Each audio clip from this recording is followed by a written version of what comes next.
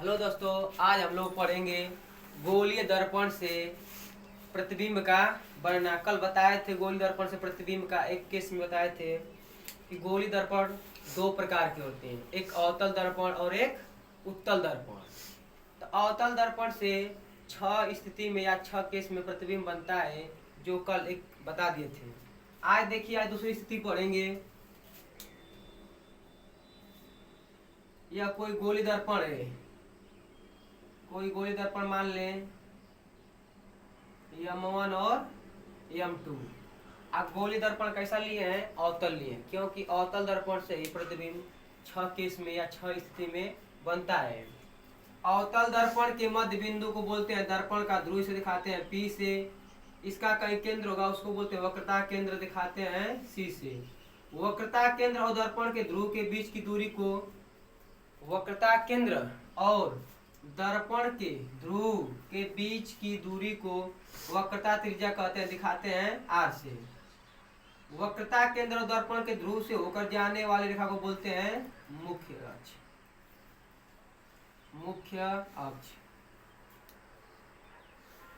वक्रता केंद्र और दर्पण के ध्रुव से होकर जाने वाली रेखा क्या बोलते हैं? मुख्य अक्ष। तो हम लोग कल पढ़े थे कि जब किसी वस्तु को वक्रता केंद्र और अनंत के भीतर रखा जाता है, उस वस्तु का प्रतिबिंब वक्रता केंद्र और फोकस के भीतर ही प्राप्त होता है। जब किसी वस्तु को अवतल दर्पण के सामने वक्रता केंद्र और अनंत के भीतर रखा जाता है, तब उस वस्तु का प्रतिबिंब वक्रता केंद्र और फोकस के भीतर प्राप्त होता है, जो वास्तविक था, उल्टा था और वस्तु से छोटा था। लेकिन आज हम वस्तु कहाँ रखेंगे जी? दूसरी स्थिति में वक्रता केंद्र पर ही रख देंगे। दूसरी स्थिति में वस्तु कहाँ रख देंगे? वक्रता केंद्र पर।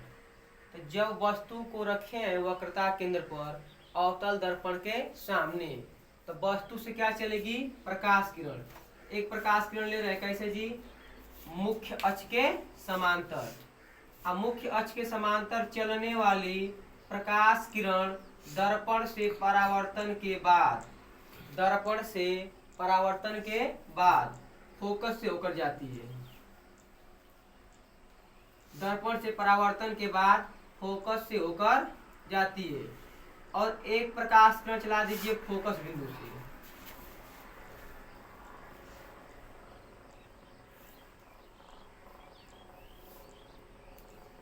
और हम जानते हैं कि जब कोई प्रकाश किरण फोकस से होकर जाती है, तो दर्पण से परावर्तन के पश्चात मुख्य अक्ष क्या होती है? समांतर होती है। जब कोई प्रकाश किरण फोकस से होकर जाएगी तो मुख्य अक्ष के समांतर हो जाएगी, और जहाँ दोनों परावर्तित किरण काटेंगी वही क्या बनेगा? प्रतिबिंब। जब कोई प्रकाश किरण मुख्य अक्ष के समांतर चलती है तो दर्पण से परावर्तन के बाद फोकस से होकर जाती है, लेकिन जब कोई प्रकाश किरण फोकस से होकर ही जाती है तो दर्पण से परावर्तन के बाद मुख्य अक्ष के समांतर जाती है, और जहाँ दोनों प्रकाश किरण काटते हुए क्या बनता है? प्रतिबिंब। तो देखिए, प्रतिबिंब कहाँ बना है? वक्रता केंद्र पर ही प्राप्त हुआ है, जो वास्तविक है। वास्तविक इसलिए है क्योंकि प्रकाश किरण वास्तव में काटी है, इसलिए प्रतिबिंब कैसा है? वास्तविक है। अब देखिए, वस्तु का हेड जो है ऊपर है, लेकिन प्रतिबिंब का हेड कहाँ है? नीचे, इसलिए एक दूसरे क्या है? उल्टा है, और लंबाई आपस में क्या है? बराबर है। तो जब किसी वस्तु को अवतल दर्पण के सामने, हम बताए थे कि जो चिकना भाग होता है दर्पण का उसे बोलते हैं सामने का भाग, और जो पेंट किया गया भाग होता है या कलई किया गया भाग उसे बोलते हैं पीछे का भाग। और पीछे का भाग या पेंट हमेशा किधर रखते हैं जी? दाएं साइड, और चमकीले भाग को हमेशा रखते हैं बाएं साइड। तो जब किसी अवतल दर्पण के सामने, जब हम अवतल दर्पण के सामने किसी वस्तु को, अवतल दर्पण के सामने किसी वस्तु को उसके वक्रता केंद्र पर रखा जाता है, उसके वक्रता केंद्र पर रखा जाता है, तब इस वस्तु का प्रतिबिंब तब इस वस्तु का प्रतिबिंब दर्पण के सामने वक्रता केंद्र पर ही प्राप्त होता है, जो वास्तविक है, उल्टा है और वस्तु के बराबर है। और जब वस्तु के बराबर है, इसलिए रेखीय आवर्धन का मान क्या होगा? 1 होगा, क्योंकि हम जानते हैं रेखीय आवर्धन नियम बराबर होता है प्रतिबिंब की लंबाई बटे में वस्तु की लंबाई। और दोनों की लंबाई क्या है? आपस में बराबर है। जब दोनों की लंबाई आपस में बराबर है तो इनका अनुपात क्या आएगा? सदैव 1 आएगा। इसलिए रेखीय आवर्धन का मान क्या होगा? 1 होगा। तो जब किसी वस्तु को हम अवतल दर्पण के सामने वक्रता केंद्र पर रखते हैं, तब उस वस्तु का प्रतिबिंब वक्रता केंद्र पर ही बनता है, जो वास्तविक है, उल्टा है और वस्तु के बराबर है। इसलिए रेखीय आवर्धन का मान सदैव क्या होगा? 1 होगा। अब देखिए तीसरी केस।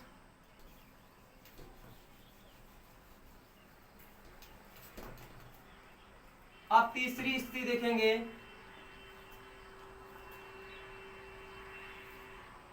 यह अवतल दर्पण है, अवतल दर्पण M1 M2। इसके मध्य बिंदु को दर्पण का ध्रुव दिखाते हैं P से। इसका कहीं केंद्र होगा, उसको कहते हैं वक्रता केंद्र, दिखाते हैं C से। वक्रता केंद्र और दर्पण के ध्रुव से होकर जाने वाली रेखा को बोलते हैं मुख्य अक्ष।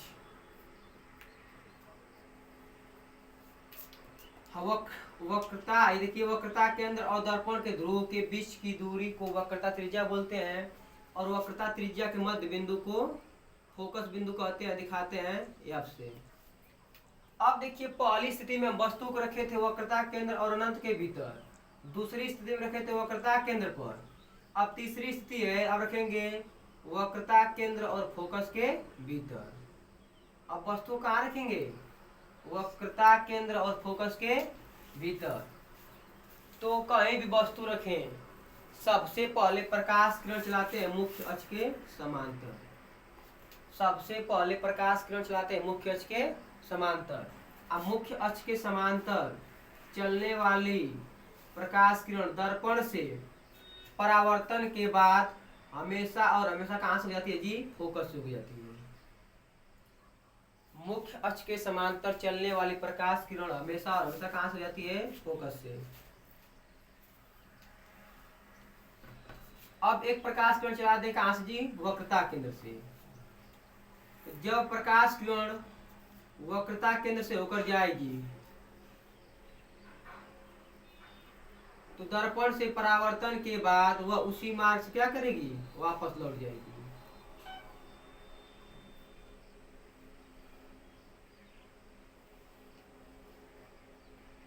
जब प्रकाश किरण वक्रता केंद्र से होकर जाएगी तो वह उसी मार्ग से वापस लौट जाएगी, और जहां दोनों प्रकाश किरण काटेंगे वही क्या बन जाएगा? इसका प्रतिबिंब बन जाएगा। तो देखिए जब किसी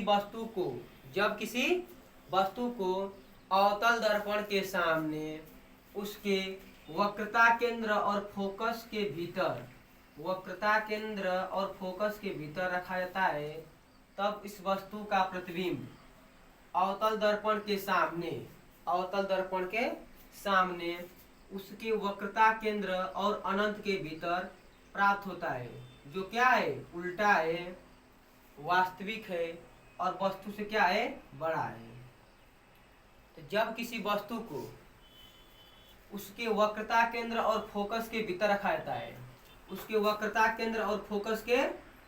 जाता है, तब इस वस्तु का प्रतिबिंब अवतल दर्पण के सामने वक्रता केंद्र और अनंत के भीतर प्राप्त होता है, जो उल्टा है, वास्तविक है और वस्तु से क्या है? बड़ा है। और जब प्रतिबिंब का मान वस्तु से बड़ा होगा तब रेखीय आवर्धन का मान क्या होगा? 1 से बड़ा होगा, क्योंकि सूत्र होता है रेखीय आवर्धन नियम बराबर प्रतिबिंब की लंबाई बटे में वस्तु की लंबाई। तो जब किसी बड़े चीज में या बड़े संख्या में जब छोटी संख्या से भाग देते हैं तो उसका मान सदैव 1 से अधिक आता है। इसलिए रेखीय आवर्धन का मान क्या होगा? 1 से अधिक होगा। तो वस्तु को कहाँ रखे हैं? अवतल दर्पण के सामने। अवतल दर्पण के सामने। और सामने कहाँ रखे हैं? फोकस और वक्रता केंद्र के भीतर। जब किसी वस्तु को अवतल दर्पण के सामने उसके फोकस और वक्रता केंद्र के भीतर रखा जाता है, तब इस वस्तु का प्रतिबिंब दर्पण के सामने ही बनता है, जो वास्तविक है, उल्टा है और वस्तु से बड़ा है। इसलिए रेखीय आवर्धन का मान सदैव से क्या होगा? बड़ा होगा। अब देखेंगे चौथी स्थिति।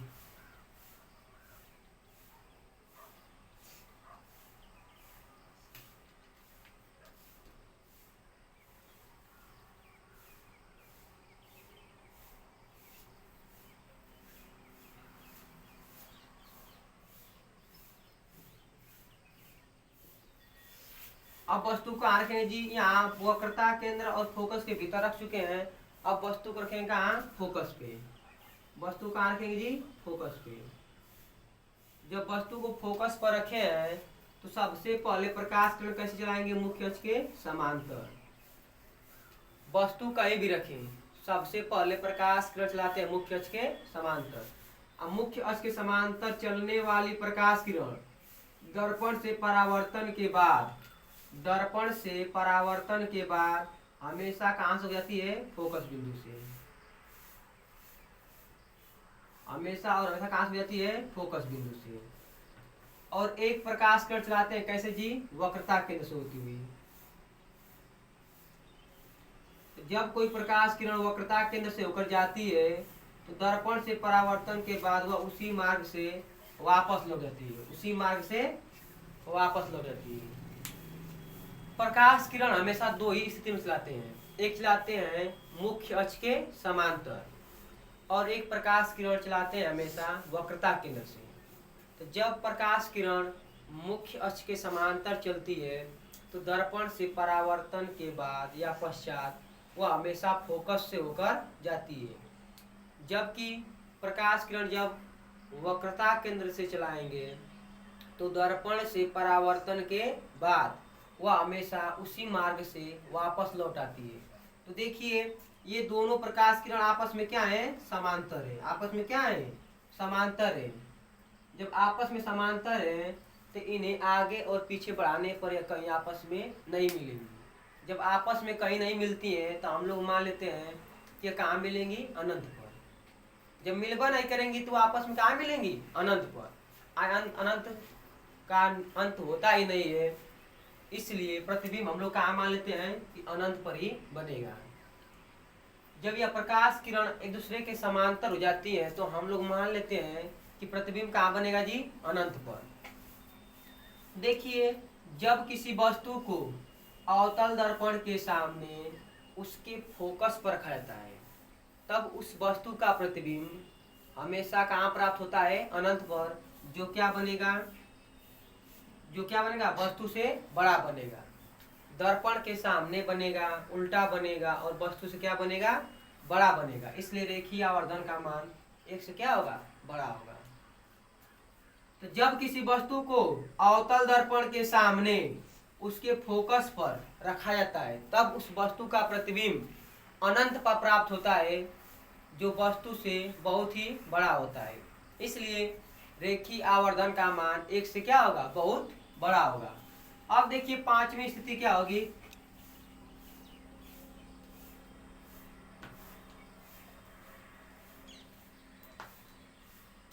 चार स्थिति हम लोग पढ़ लिए, अब पढ़ेंगे पांचवी केस।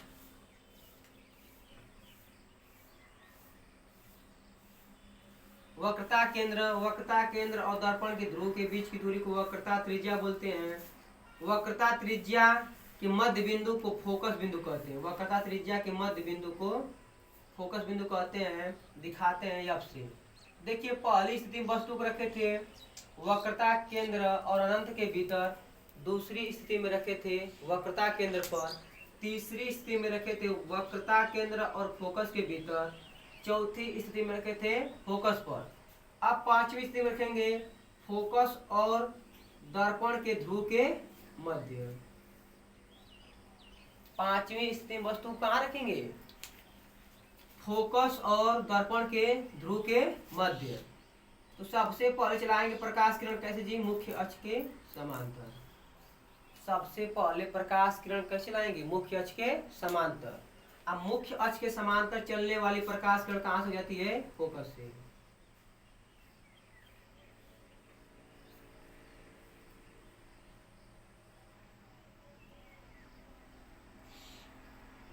मुख्य अक्ष के समांतर चलने वाली प्रकाश किरण दर्पण से परावर्तन के बाद हमेशा और हमेशा कहां से हो जाती है, फोकस से।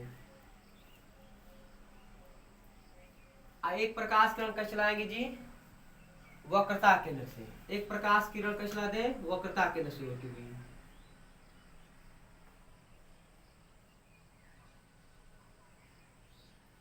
लेकिन जब प्रकाश किरण वक्रता केंद्र से चलाते हैं तो वह उसी मार्ग से क्या करती है, वापस लौट जाती है। परावर्तन के बाद वह उसी मार्ग से वापस लौट जाती है। तो देखिए यह प्रतिबिंब कई प्रकाश किरण काट रही है आगे, इसके सामने कई प्रकाश किरण काटेंगी नहीं, क्योंकि दूरी देखिए बढ़ती जा रही है। जब बढ़ती जा रही है तो यह कहीं मिलेंगी नहीं, इसलिए इन प्रकाश किरणों को थोड़ा आगे बढ़ा के देख लिया जाए, क्योंकि आगे दूरी क्या हो रही है, कम हो रही है। तो जब इन प्रकाश किरणों को आगे बढ़ाएंगे, क्योंकि आगे की इन दोनों प्रकाश किरणें के आगे दूरी क्या हो रही है, कम हो रही है, और सामने दूरी क्या हो रही है, बढ़ रही है। तो ये सामने कभी नहीं मिलेंगी, लेकिन इनके आगे जब बढ़ाएंगे इनको तो दूरी कम हो रही है तो कहीं आपस में मिल जाएंगी। जहां मिलेंगे वही क्या बन जाएगा, इसका प्रतिबिंब। अब देखिए प्रकाश किरण वास्तव में नहीं काटी, हम लोग केवल आभास किए हैं। प्रकाश किरण वास्तव में नहीं काटी है, हम लोग केवल क्या किए हैं, आभास किए हैं। इसलिए प्रतिबिंब कैसा है, आभासी है। आभासी है। और देखिए इसका भी हेड कहाँ है, ऊपर है। वस्तु का हेड भी कहाँ है, ऊपर है। जब दोनों का हेड ऊपर है तो प्रतिबिंब कैसा है जी, सीधा है। प्रतिबिंब कैसा है, सीधा है। और जब प्रकाश किरण वास्तव में नहीं काटी है, हम लोग आभास किए हैं, तो प्रतिबिंब कैसा है, आभासी है। और वस्तु से क्या है, बड़ा है, और दर्पण के पीछे है।